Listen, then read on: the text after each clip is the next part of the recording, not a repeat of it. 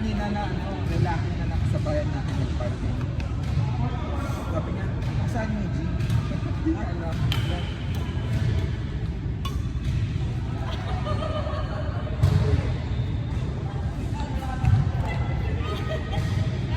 Di basang-basang lang pa ng pawis.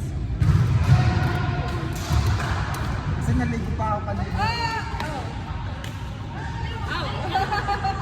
Pag naligo ka kasi, bago ka lumabas, papawisan ka. Wala, magpapagamitin sila eh. Wala nang ano.